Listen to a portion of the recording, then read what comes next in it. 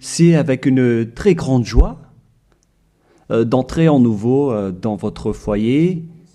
Vous qui nous écoutez, qui nous suivez de temps en temps, cet enseignement qui vous apporte la vie éternelle et le salut, qui vous guide et vous donne de la joie et du bonheur pour tous ceux qui écoutent, car on parle de l'ôtement du péché et que tous ceux qui sont avec Yahushua ne pêchent plus.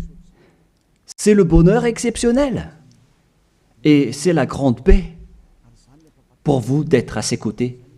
C'est pourquoi on va vous partager cette bonté et aujourd'hui on va parler du sujet de Noël qui est dangereux pour vous. Alors, réfléchissez. Pour vous qui célébrez cela et qui pensent à le faire également, sachez que c'est un pire danger qui vous attend avec cela. Ça va vous faire jeter en enfer si vous continuez encore à le faire. Nous sommes donc arrivés au moment pour avancer à l'enseignement et avec la parole. Tout de suite, nous allons entrer dans le vif de l'enseignement. Concernant Noël, est-ce que l'événement de Noël respecte la loi de Dieu? Est-ce que c'est autorisé de le célébrer ou non? La réponse est directe. À la fois, ce schéma ne suit pas du tout la loi, c'est-à-dire la loi du Dieu d'Abraham, à travers son fils qu'il a envoyé également, c'est-à-dire que vous êtes des transgresseurs de la loi, comme les diables et les satans, vous êtes dans les mêmes classes, et après vous irez en enfer, car les transgresseurs de loi sont des pécheurs, et les pécheurs n'iront jamais au ciel des cieux. Aujourd'hui donc, nous allons voir toutes ces paroles. Premièrement, c'est interdit par la Sainte Écriture, selon 2 Corinthiens chapitre 5. Et vous pouvez lire directement si vous avez la Sainte Écriture avec vous. Et moi aussi, je vais lire de mon côté parce que nous avons la même Bible. D'ailleurs, moi aussi, j'ai la Bible en application ici, avec le livre 2 Corinthiens, chapitre 5, à partir du verset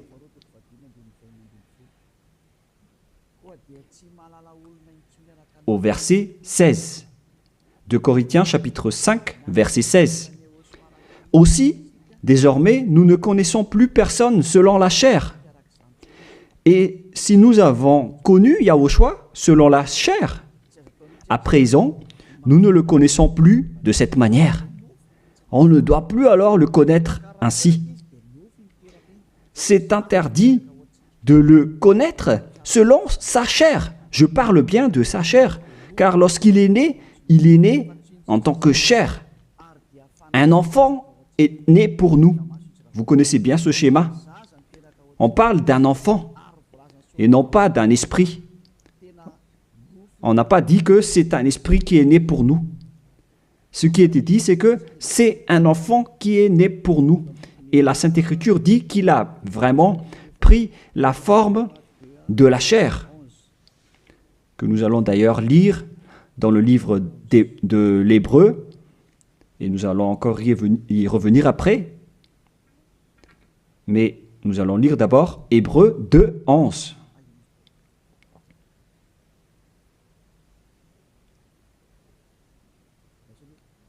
Oui, il est passé déjà. Attendez un peu. On dirait que ce n'est pas le bon verset, ce qui est écrit ici. Non, c'est Hébreu 2, 14 et non pas 11. Voilà, verset 14 et non pas 11. Puis, donc, les enfants ont eu un partage le sang et la chair. Lui aussi y a participé également afin de briser par sa mort la puissance de celui qui a l'empire de la mort, c'est-à-dire le diable. Donc, le Fils du Très-Haut a également pris le sang et la chair comme un enfant. Sa naissance est donc une naissance de chair. Il est né dans la chair. Il a pris la forme de la chair. Et cette chair qu'elle a pris à l'époque, c'est de la chair du péché. Car normalement, un être du ciel des cieux ne descend pas tout simplement ici sans raison. Même les anges peuvent être visibles ou invisibles en fonction de leur mission. Mais le Fils du Très-Haut, qui ne devait pas venir ici, il a sa forme spéciale venant du ciel des cieux, mais puisqu'il devait venir ici, donc il a dû prendre la chair humaine qu'il a vêtue en tant que chair de péché. C'est-à-dire que la chair de Yahushua, c'était de la chair de péché, où il y a plein de péchés. Il n'est pas un péché, mais c'est la chair qu'il a vêtue qui est la chair de péché. Donc si on regarde la chair qu'il a vêtue, on voit vraiment que c'est de la chair du péché.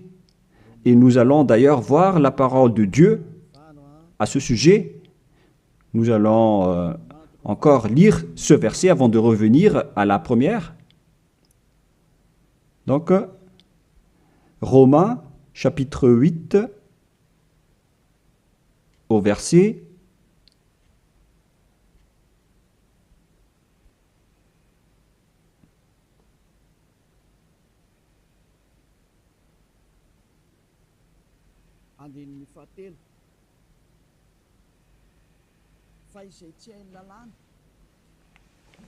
3.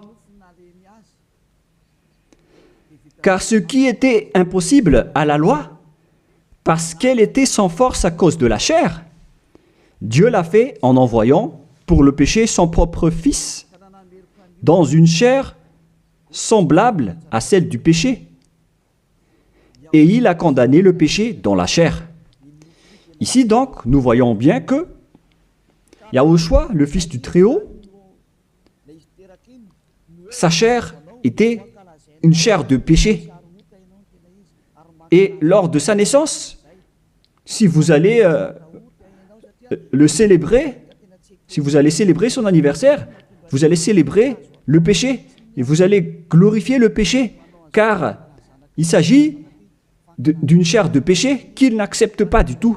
Donc, c'est pourquoi c'est interdit de célébrer Noël, car c'est une célébration de sa chair, qui est une chair de péché, qui est vraiment interdit. Et maintenant, nous allons revenir avec le livre du 2 Corinthiens, chapitre 5, verset 16. Voilà. Ainsi, aussi, désormais, nous ne connaissons plus personne selon la chair. Et si nous avons connu Yahushua selon la chair, à présent, nous ne le connaissons plus de cette manière. C'est devenu interdit de le connaître ainsi. C'est-à-dire que Noël est supprimé. Si vous le célébrez encore, c'est-à-dire que vous êtes avec le diable. Alors, ne contestez plus. Si c'est une loi, alors c'est une loi. Mais vous avez été trempé par ce Jésus. Et après vous avoir trempé, il cherche le moyen pour manipuler vos esprits. Alors qu'on voit clairement que vous faites n'importe quoi. Vous provoquez la guerre au Dieu d'Abraham. Le Dieu d'Abraham dit que c'est interdit de le faire. Mais lui, il insiste pour le célébrer. Et vous voyez que c'est un envoyé du diable qui vous trompe. Et vous n'êtes pas encore conscient de cela. Quand je dis cela, certains sont en colère. Ces personnes qui vous font célébrer Noël vous jettent en enfer. Ils ne sont pas comme des hommes qui sont fermes, qui ont la fermeté comme moi. Moi, je suis ferme devant la vérité, par exemple. Et moi, j'ai dit, contrez cette vérité si vous osez. Mais personne n'a osé le faire. Ils aiment juste critiquer, mais ils sont dans le tort complètement. Et le salut vient des Juifs Donc, si c'est un Dieu juif, alors il doit porter un nom juif. Et Yahushua a vraiment un nom juif selon Jean 82, qui dit que le salut vient des Juifs. Nous allons lire ce passage, entre parenthèses, avec Jean 4, verset 22. Vous adorez ce que vous ne connaissez pas. Nous adorons ce que nous connaissons, car le salut vient des Juifs. Donc, ce Sauveur est juif. Et en tant que juif, on doit lui donner un nom juif. Et nous voyons ceci dans le livre des Apôtres, car il a prononcé son nom, un nom hébreu, en discutant avec l'apôtre Paul. Mais après, les gens ont changé son nom en nom grec, avec Jésus, que nous allons voir après que c'est un nom grec. Donc, tout d'abord, Actes chapitre 26, versets 14 et 15. Nous tombâmes tous par terre, et j'entendis une voix qui me disait, en langue hébreu ou hébraïque,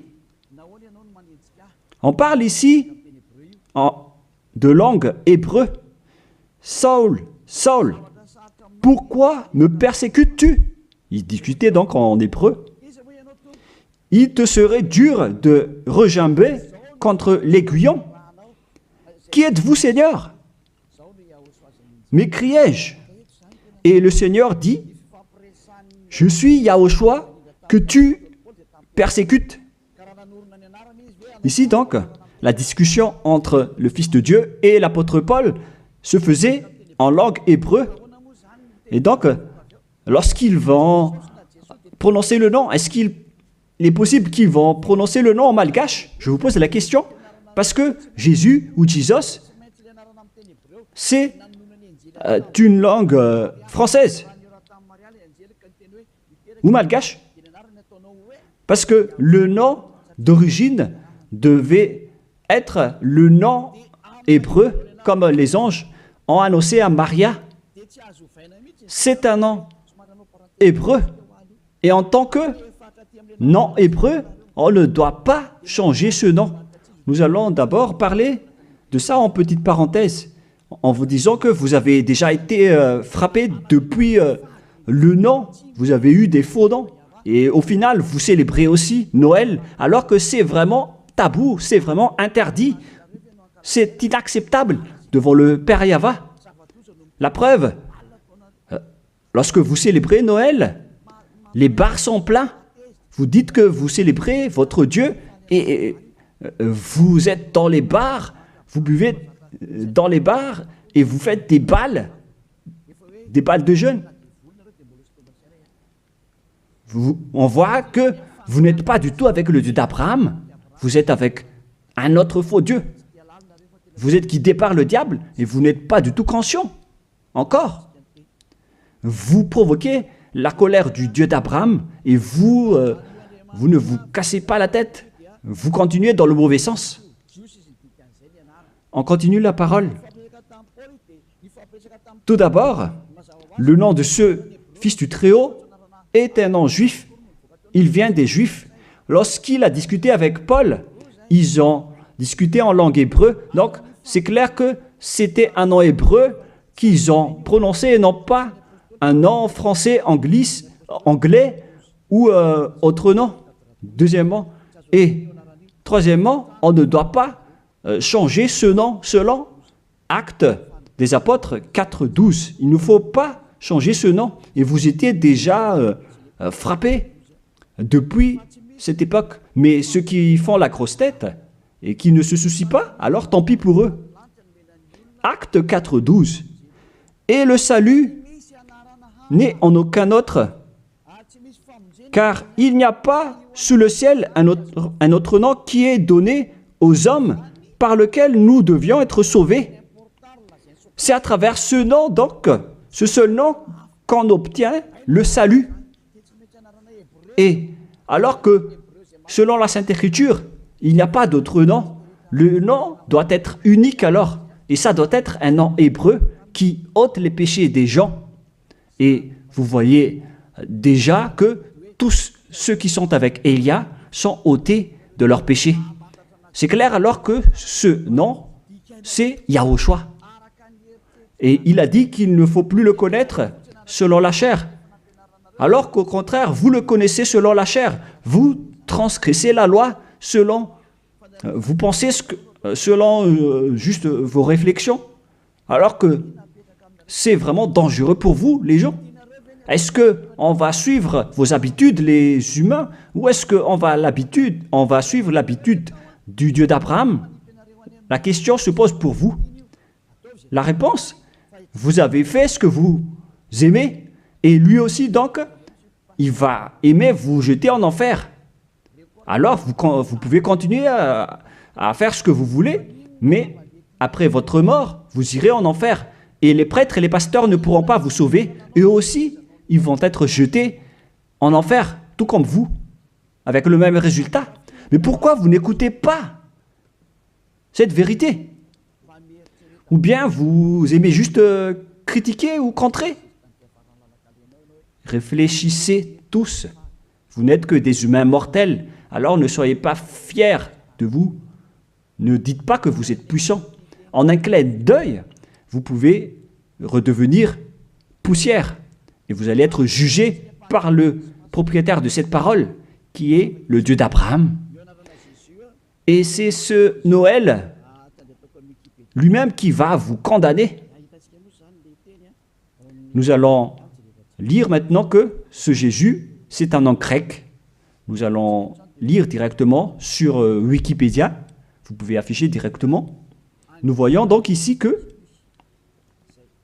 Jésus, en grec, Jésus, voilà. Et ce terme Jésus vient donc d'un terme grec venant du terme Jésus.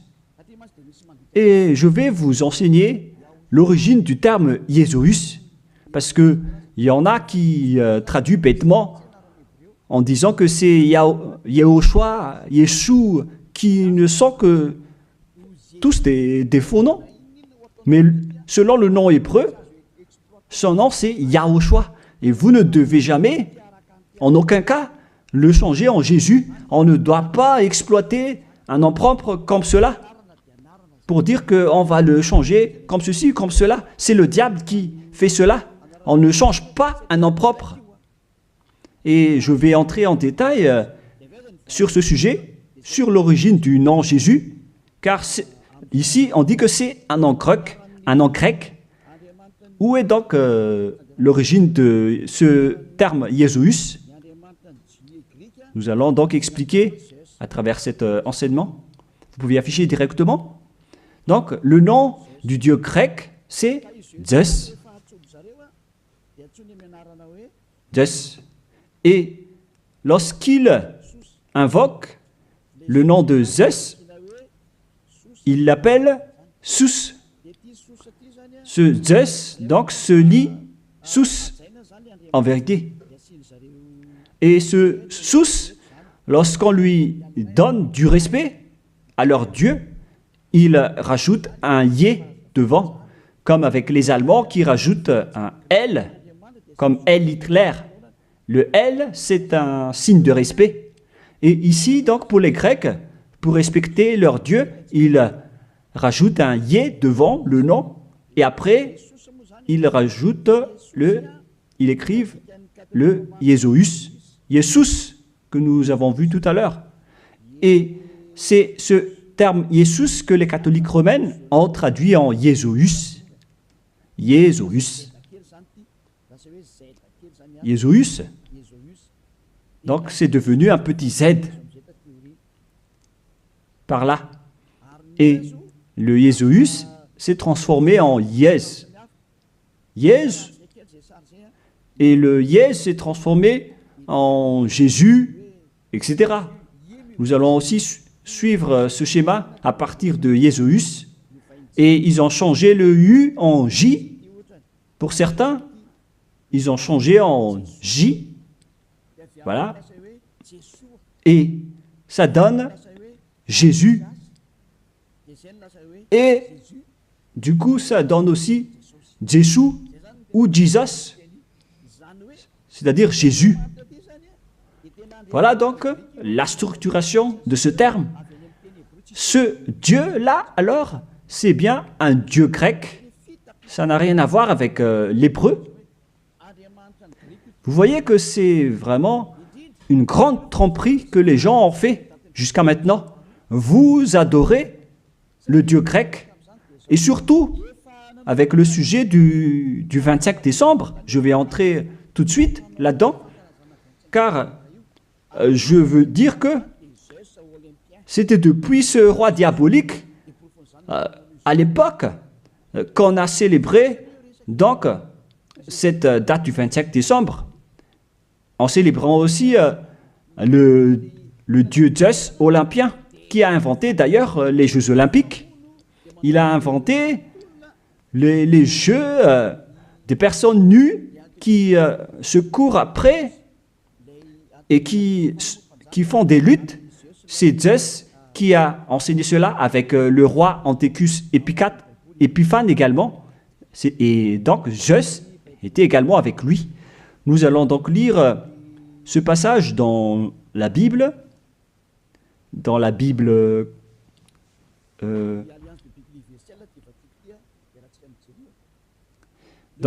l'Alliance biblique universelle que je vais lire. Le 15e jour du mois de Casleu, l'an 145, le roi fit construire l'abomination de la désolation sur l'autel. Ils construirent aussi des autels dans la ville de Juda. On voit aussi donc ce verset dans le livre de 1 Maccabée, chapitre 1, verset 54 pour une autre version, et verset 57 pour une autre version. Donc, si vous avez le livre du Maccabée dans la Bible catholique, je vais relire encore une fois chez moi, et vous voyez sur l'écran en langue malgache, qui est plus convenable, mais le voilà. 1 Maccabée, chapitre 1, verset 57 pour une autre version, et pour une autre version, c'est verset 54. Et donc, on a aussi le verset 57 pour l'autre version. Le voilà.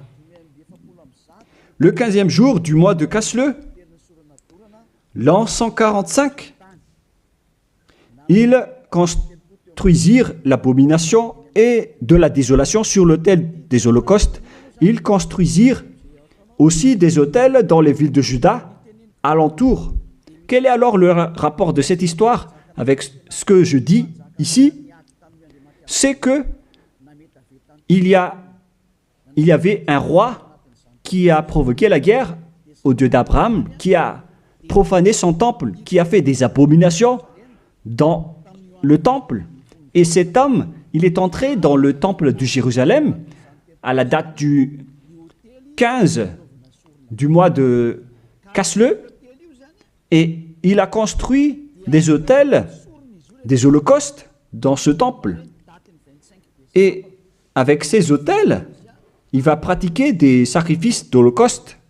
Et après, à la date du 25 décembre, il est encore entré là-dedans, dans le temple, en faisant des holocaustes. Ce que je veux dire, c'est que c'est ce Antiochus IV Épiphane qui est le propriétaire de cette fête. La preuve, le dimanche de l'Épiphanie que vous célébrez tous ensemble, que ce soit les protestants ou les catholiques, vous célébrez tous le dimanche de l'Épiphanie. Cet événement vient du nom du roi Antiochus IV Épiphane. Dans le 1 Maccabée, chapitre 1, verset 11, de ces rois sortit une racine d'iniquité. On parle ici d'un roi grec, Antiochus Épiphane, fils du roi Antiochus, qui avait été à Rome comme otage. Donc, selon ce schéma, ce Antiochus IV, Épiphane, c'est un roi grec. Et ce roi est entré dans le temple. Et lors du 14e jour déjà, on va préciser, pour ne pas faire une erreur, nous allons bien préciser, car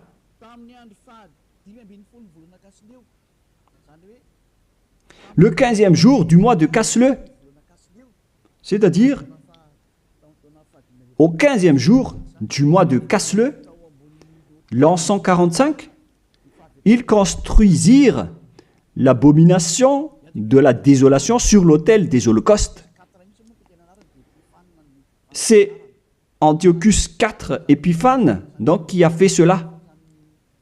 Antiochus IV veut dire qu'il est au 4e rang, des rois plutôt. Mais on lui distingue avec le nom d'Épiphane, avec le dimanche de l'Épiphanie que vous célébrez. C'est-à-dire que cette fête appartient à Antiochus IV Épiphane. Voilà ce que ça veut dire. Et nous allons lire un peu après. Et maintenant, le verset d'en bas, verset 62. Le 25 du mois, il offrait un sacrifice sur l'autel qui avait été construit sur l'autel des holocaustes. Donc, le 25 décembre du mois de Casle, on va préciser ça après, ils sont entrés dans le temple pour faire des abominations, pour faire des holocaustes inappropriés. C'est-à-dire que cet homme, Antiochus IV Épiphane, qui est le diable en personne, il a profané le temple du Père Yahva lors de la date du 25 décembre. C'était une date qui a rendu en colère et énervé le Père Yahva, cette date du 25 décembre que vous célébrez tous. Et cela est prouvé par le dimanche de l'Épiphanie que vous célébrez après le 25 décembre. C'est pour prouver que vous célébrez Épiphane et non pas le Fils du Très-Haut. C'est le diable qui est derrière tout cela. Et vous êtes jugés par ce dimanche de l'Épiphanie qui parle de la fête d'Épiphane. Et vous êtes tous attrapés et piégés par cela. Vous avez rendu en colère le vrai Dieu en rendant gloire au diable d'Antiochus IV Épiphane, car c'est lui qu'on célèbre à ce sujet. Nous allons lire ce passage et merci de bien préciser dans votre livre, car il y a une explication de ceci dans 1 Maccabée, chapitre 1, verset 54 dans une autre version, et 57 ou 59, et verset 62. Le 25e du mois, ils offraient un sacrifice sur l'autel païen qui avait été construit sur l'autel du temple des holocaustes. Et nous allons préciser ici, en décembre 167 avant Yahushua, l'heure abominable, c'était l'autel de Zeus olympien, le dieu grec. Je répète encore une fois, Kisle en l'an 145, c'est la fin décembre 167 avant Yahushua. L'heure abominable, c'est l'autel de Zeus olympien, dieu grec. C'est ce qu'on veut transmettre ici, donc, c'est que on a vraiment fait entrer le dieu grec dans le temple. Et c'est bien Zeus qu'ils ont fait entrer dedans. C'est ce que je vous ai dit tout à l'heure, que c'est lui qui est appelé aussi Sus, ce dieu grec. C'est vraiment Jesus. Et vous aussi, vous l'appelez Zeus ou Jésus. Ça vient du terme Jesus. Et on vous a manipulé aussi avec l'événement du 25 décembre. C'est Antiochus IV que vous vénérez. Donc, votre Dieu, c'est le Dieu d'Antiochus IV Épiphane, et non pas le Dieu, le Fils du Très-Haut. Vous avez été manipulé et trompé par Jésus. On le voit tous ensemble ici. En même temps, vous avez transgressé la Sainte Écriture et la loi. Et vous avez aussi donc adoré le Dieu de Antiochus IV Épiphane. On parle ici de la Bible de l'Alliance universelle qui l'explique bien en détail. Et ce sont les théologiens internationaux qui ont écrit cette Bible. Tous les religieux le connaissent, y compris le pape catholique romain. Tous les chefs religieux connaissent aussi ce livre, car c'est un livre international que personne ne peut contester. Et c'est ça ce qui était écrit là-dedans. Ce n'est pas aujourd'hui qu'on le voit, mais c'était depuis bien longtemps que ça a été écrit là-dedans. Ce qui veut dire, alors qu'ils ont fait de l'abomination, de la profanation dans le temple de Jérusalem lors de la date du 25 décembre. Et maintenant, nous allons voir que cette date du 25 décembre était le jour où Antiochus IV a profané le temple, tout en célébrant également son anniversaire, en profanant le temple de Jérusalem et en provoquant la colère du Père Yahva. Et c'était lors de la date du 25 décembre. Nous allons également lire la parole concernée à ce sujet. Vous pouvez aussi suivre. Le 25e jour du mois, c'était le jour chaque mois où l'on fêtait la naissance du roi. Je répète encore une fois, le 25e jour du mois, que j'ai déjà dit tout à l'heure, dans le verset 59 ou 62, c'était le jour où chaque mois on fêtait la naissance du roi.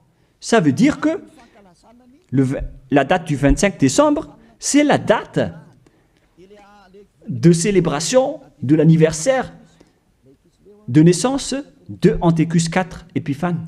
Et j'ai failli oublier de vous dire que le mois de Casle veut dire vers la fin de décembre 167. Le mois de Casle et le mois de décembre sont donc vraiment similaires. Et donc, ils sont entrés le 15 décembre dans le temple. Et le centre de la fête, c'était le 25 décembre, l'anniversaire de Antiochus IV Épiphane. Et ce qui a rendu vraiment gravement en colère le Père Yahva, c'est suite à l'entrée du dieu grec Zeus dans le temple également, lors de cette date, ils ont apporté des holocaustes pour Zeus à la date du 25 décembre dans le temple du Père Yahva. Ils ont osé faire entrer des holocaustes abominables pour Zeus dans le temple du Père Yahva lors de la date du 25 décembre. Et cette date, c'était la date de la célébration de l'anniversaire de ce roi, et non pas celui du fils du Très-Haut. Vous avez tous été trempés. C'était l'anniversaire de naissance de Antiochus IV Épiphane. La preuve, vous célébrez le dimanche de l'Épiphanie, 2 semaines à peu près, la date du 25 décembre. Moi, je ne connais pas ça parce que je ne le célèbre pas, mais ça existe vraiment. Expliquez-moi alors, qu'est-ce que ça veut dire le dimanche de l'Épiphanie? Parce qu'il n'y a qu'un seul nom dans la Sainte Écriture, et c'est le nom de Antiochus IV Épiphane. C'est clair, alors que si vous célébrez le dimanche de l'Épiphanie, c'est que vous avez célébré l'anniversaire d'Antiochus IV Épiphane, qui a Zeus comme Dieu, que vous avez changé en Jésus après. Donc, vous avez célébré l'anniversaire de Antiochus IV Épiphane, d'abord, et non pas celui du Fils du Très-Haut. Et à la fin, vous clôturez la fête avec le dimanche de l'Épiphanie.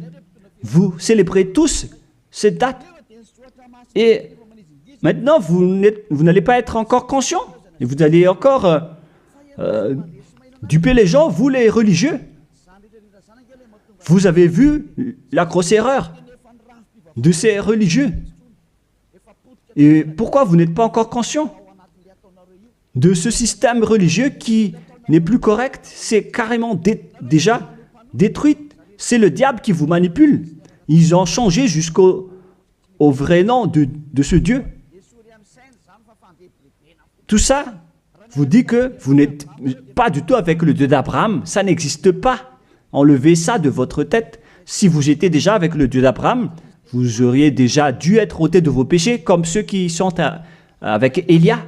Mais c'est pourquoi les gens détestent Élia, car Élia attire les gens pour être ôtés de leurs péchés. Et les autres sont en colère, car leur liberté sont empêchées. Et c'est pourquoi ils disent de ne pas toucher à leur religion. Mais de quelle religion vous parlez? Qu'est-ce que vous devez suivre? Celui qui ôte les péchés ou celui qui n'ôte pas les péchés? Faites votre choix, mais la Sainte Écriture dit que il faut croire à celui qui ôte les péchés, c'est-à-dire Yahushua. On parle de celui qui ôte les péchés. À vous de réfléchir. Mais après, on vous demande de célébrer le dimanche de l'Épiphanie. Mais c'est quel événement? Et je répète encore que c'est la suite de l'événement de l'anniversaire d'Antiochus IV Épiphane. Car lors de cette date, vous avez aussi glorifié le dieu grec Zeus, Jesus, après, ou Jesus, selon les Anglais, Jésus pour les Français. Vous avez donc tous célébré le dieu grec en célébrant aussi l'anniversaire de Antiochus IV Épiphane et non pas celui de Yahushua. Le Fils du Très-Haut n'avait pas cette date de naissance. C'est pourquoi ce Jésus est vraiment un grand imposteur. C'est vraiment une grande tromperie qu'il a fait. Et vous n'allez pas encore être conscient que ce Jesus ou Jésus ne vous ôte pas les péchés. Et sachez que les pécheurs n'iront jamais au ciel des cieux. Car si c'était possible, alors le diable aussi aurait eu l'occasion et l'opportunité d'aller au ciel des cieux, alors que les diables sont les chefs des pécheurs. Et ils n'iront jamais là-bas. Alors soyez conscients. Vous avez été trompés. Le Dieu que vous adorez, c'est le Dieu d'Antiochus IV Épiphane. Le Dieu Zeus. Et en l'an 2000, je ne me souviens pas précisément, la flamme olympique est arrivée à Madagascar. Cette flamme a d'ailleurs déjà fait le tour du monde et vous avez fait une grande culte religieuse sur le terrain de Mamasne à l'époque pour glorifier et honorer cette flamme, alors que c'est la flamme de Zeus qu'on a pris en Grèce. Vous ne pouvez pas nier cette parole, ça a existé, hein. C'est la réalité.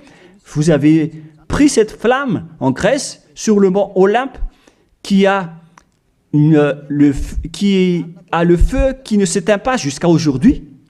Il parle de la présence de Zeus. On a pris cette flamme là-bas et on l'a amenée à Madagascar. Et toutes les églises, les protestants, les catholiques, ainsi que les petites églises, se sont réunis pour faire une culte de prière ensemble à ce moment-là. Mais moi, j'ai dit que vous faites n'importe quoi. C'est une erreur que vous faites. Et tout le monde a reculé après. Et ils ne l'ont plus osé le faire. Peut-être qu'ils l'ont refait, mais ils l'ont fait discrètement. Parce qu'ils connaissent déjà que l'ambassadeur de Yahushua va encore se lever pour blâmer et pour critiquer. Mais cela prouve que cette flamme vient du mont Olympe, le montagne de feu. Et ils ont pris donc cette flamme là-bas, car Antiochus IV Épiphane, il a créé les Jeux Olympiques avec les jeux de lutte, avec des personnes nues. C'est Antiochus IV Épiphane qui les a créés et qui les a enseignés. Il est le leader de ce genre de jeu. C'est pourquoi la majorité des sports se pratiquent nus, car c'est lui qui a inventé cela. C'est pourquoi on parle de Jeux olympiques.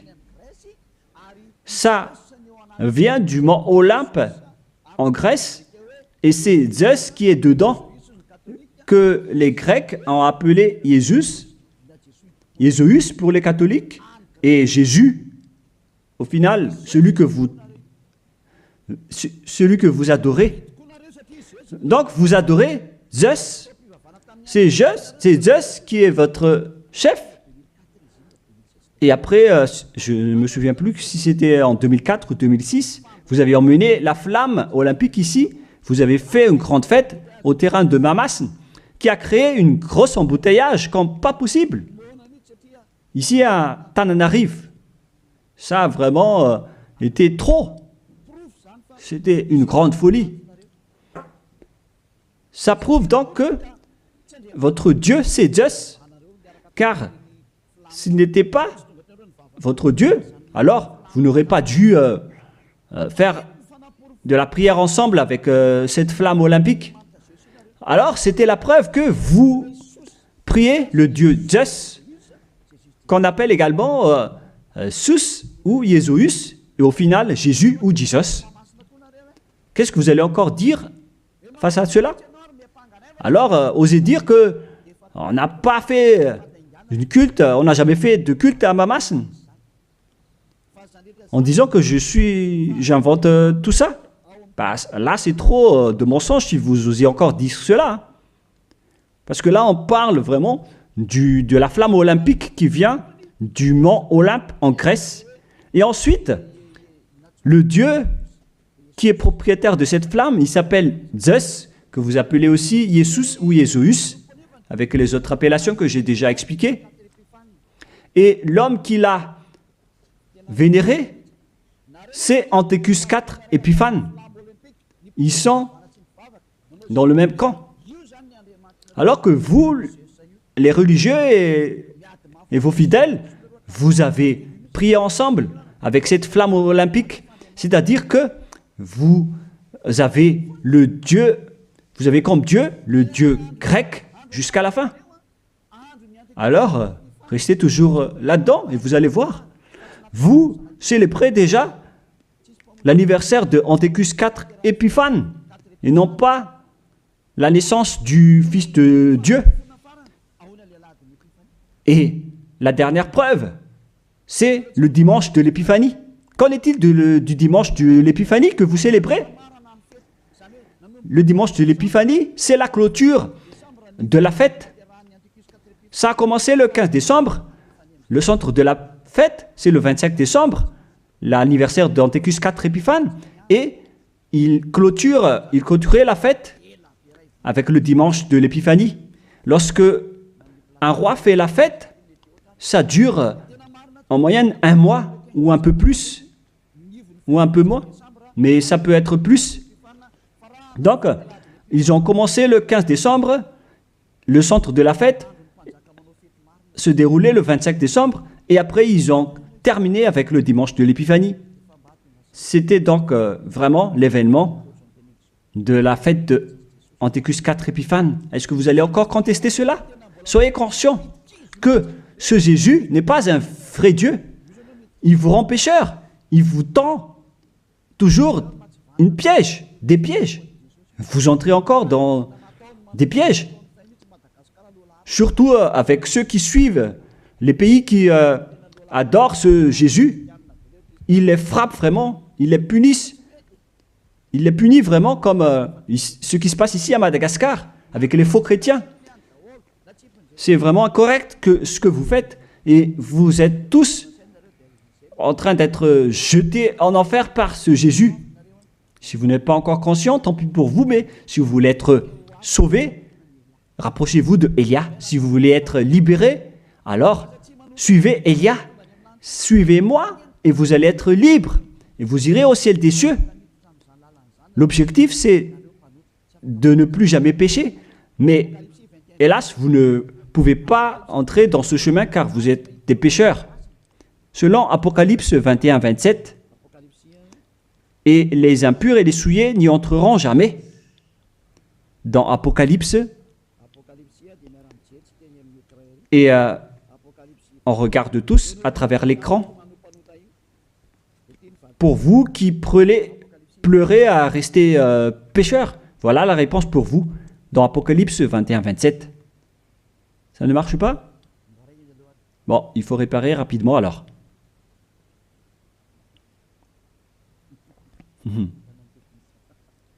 On a vu la main du technicien, c'est pas grave parce qu'il travaille. Apocalypse 21-27. Et il n'y entrera rien de souillé. Voilà ce qui est dit dans votre Bible. Donc, les pécheurs n'iront jamais au ciel des cieux. Vous vous trompez d'adresse. Vous avez un faux espoir. Vous avez vraiment été frappé par ce faux Dieu, par votre faux Dieu qui n'est qu'un imposteur. Si c'était un vrai Dieu, il aurait déjà dû vous ôter de vos péchés. Mais voilà, il vous a trompé. Voilà, vous ne pouvez plus répondre avec le dimanche de l'Épiphanie. Qui vous a fait célébrer cette date? Pourquoi vous l'avez célébrée? Vous l'avez célébrée pour vous enchaîner en ce moment. Car le dimanche de l'Épiphanie clôture la fête du roi. Et donc, vous avez célébré la fête du roi. On vous attrape par ceci. Vous dites que le 25 décembre, c'est la date de naissance de Jésus, alors que vous adorez Zeus, le dieu grec, le dieu d'Anthécus 4 Épiphanes, et en même temps, vous célébrez l'anniversaire d'Anthécus 4 Épiphanes, tout en adorant le dieu Zeus olympien. Je vais terminer ma parole, et les techniciens ont fini la réparation. Vous pouvez afficher maintenant. Apocalypse 21-27. Et il n'y entrera rien de souillé, aucun artisan d'abomination et de mensonge, mais ceux-là seulement qui sont inscrits dans le livre de la vie de l'agneau, c'est-à-dire les personnes qui ne sont pas des menteurs, des personnes parfaites qui ne font plus aucun mal, qui ne pêchent point. Ce sont eux qui iront au ciel des cieux. Mais vous, qui êtes abominables, qui ne se soucient pas de cette parole, vous pouvez continuer ce que vous faites, mais ne soyez pas morts. Si vous avez la grosse tête, ne soyez pas morts. Mais ce qui est ridicule, c'est que lorsque vous êtes malade, vous êtes obligé de chercher un médecin. Mais où est passée votre puissance ou votre force? Si vous cherchez un médecin lorsque vous êtes malade, c'est-à-dire que vous êtes faible. Alors ne faites plus ça. Pourquoi chercher encore à mettre des obstacles à ce royaume de Yahushua qui vous prêche la liberté et l'affranchissement? Mais vous êtes inconscient de provoquer la guerre au Créateur. Si vous êtes conscient, alors rapprochez-vous et inscrivez-vous dans le baptême qui aura lieu le 8 mars prochain pour le dernier baptême, et ça va être terminé après. Vous pouvez encore faire des baptêmes avec les religieux qui sont pécheurs, mais lorsque les pécheurs baptisent d'autres pécheurs, le résultat c'est encore un pire pécheur. Un pire pécheur. Alors, soyez conscients. Nous allons donc lire pour terminer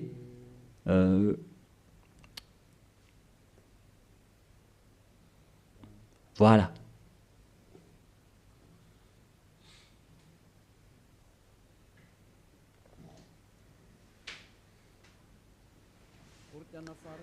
De Corinthiens,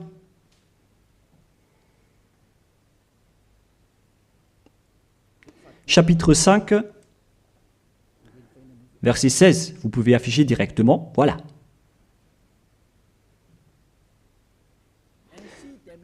Ainsi, dès maintenant, aussi désormais, ça fait depuis cette époque qu'on a précisé que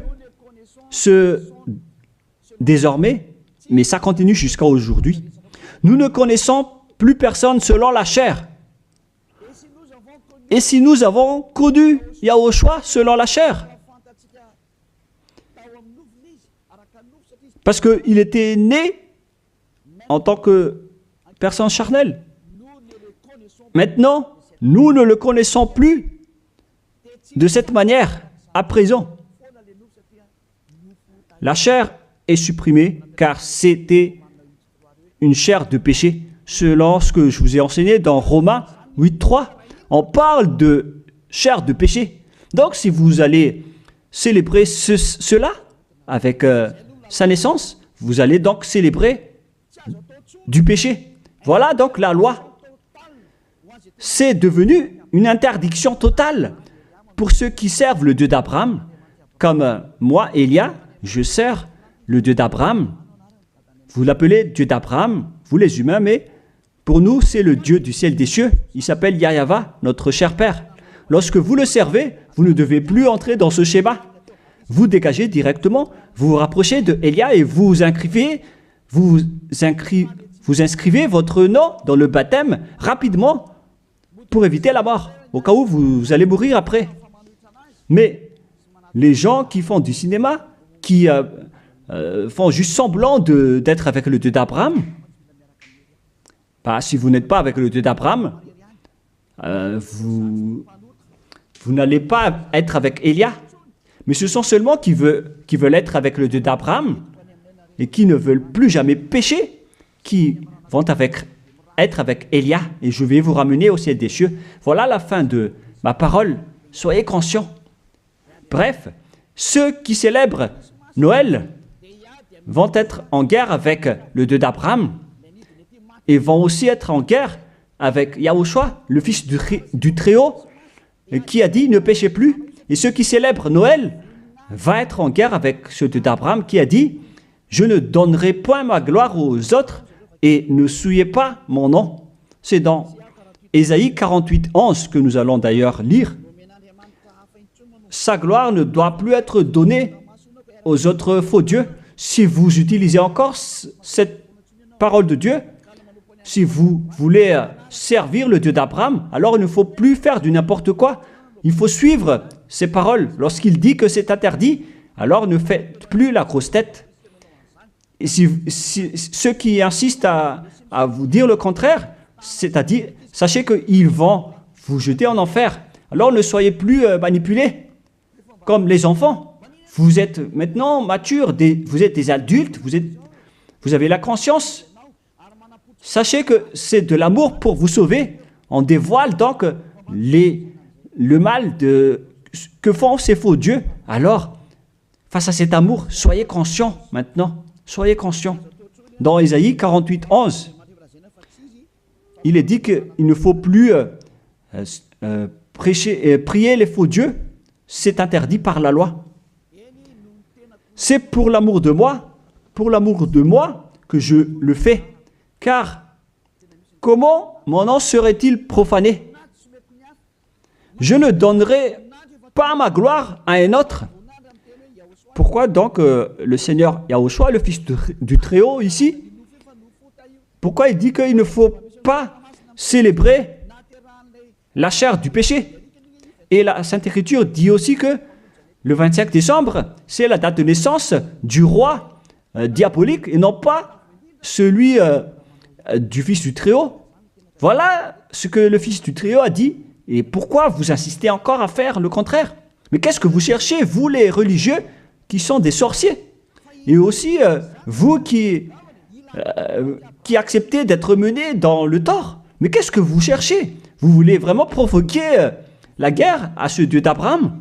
Vous l'avez déjà fait, alors vous pouvez continuer. Mais pour ceux qui sont conscients qu'on ne peut pas le combattre, ce Dieu d'Abraham, alors dégagez de là et venez ici. Rapprochez-vous de Élia et suivez Élia. Voilà ce que vous devez faire. Il faut suivre Élia. Il va nous ramener au ciel des cieux, chez le Dieu d'Abraham. Il va nous ramener là-bas. Mais il faut d'abord être ôté des péchés pour y intégrer. Et on a réussi cela. C'est le pouvoir que Yahushua a donné à Élia. Alors suivez-moi. Nous irons chez le vrai Sauveur, Yahushua, celui qui a vraiment été crucifié. Allons-y maintenant. Prenez une décision et ne tuez plus votre esprit. votre esprit est très triste car après votre mort, vous allez redevenir poussière. Mais votre esprit va être en souffrance. Vous voyez, lorsque vous faites du mal, vous réfléchissez après, vous stressez en appelant Dieu, en disant « Mais qu'est-ce que j'ai fait, mon Dieu ?» Mais puisque vous avez déjà commis le mal, le diable va aussi venir vous blâmer. Et après, vous vous déprimez, vous êtes au bord du suicide et vous faites encore plus de mal. Voilà ce que font ces diables. Ils vous encouragent à faire du mal. N'acceptez plus cela. Retournez-vous vers Yahushua. Ma parole se termine. Rapprochez-vous de Yahushua. N'entrez plus dans ce mauvais sens et dans cette folie. Tant pis pour ceux qui veulent combattre le Dieu d'Abraham. Laissez-les écouter les propos des diables. Mais vous qui êtes conscients que ces faux dieux vous rendent pécheurs, ainsi que les religieux qui vous disent vous pouvez commettre des péchés, il faut juste demander pardon après. Tout ça transgresse toutes les lois du vrai Dieu. Si vous ont déjà tué, alors dégagez de là et suivez Élia. Je peux vous prendre avec la main pleine de joie si vous cherchez vraiment le vrai Dieu, il est vraiment merveilleux. Ma parole se termine, que Yahushua vous bénisse et à la prochaine, prions ensemble. Merci infiniment, Père Yahva. C'est vraiment de l'amour, cette parole venant de toi. Tu fais connaître aux gens la vérité. Tu as dévoilé clairement la grande tromperie pour ce monde, car le monde aussi te provoque énormément. Alors, c'est juste que tu envoies les châtiments.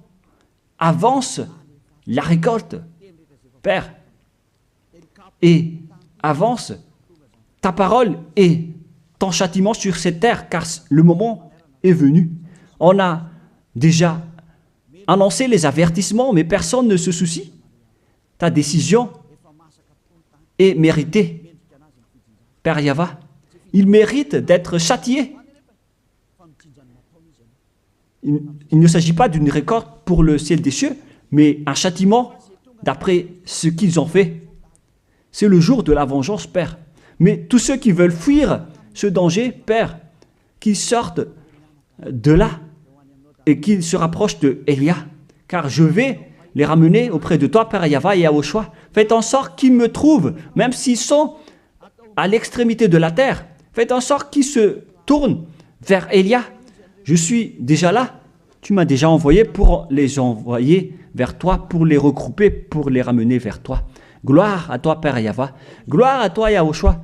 Bénis alors cette parole pour qu'elle touche le cœur de chacun, pour qu'il sache que c'est le salut, mais pas un jeu. Merci, Père Yahva.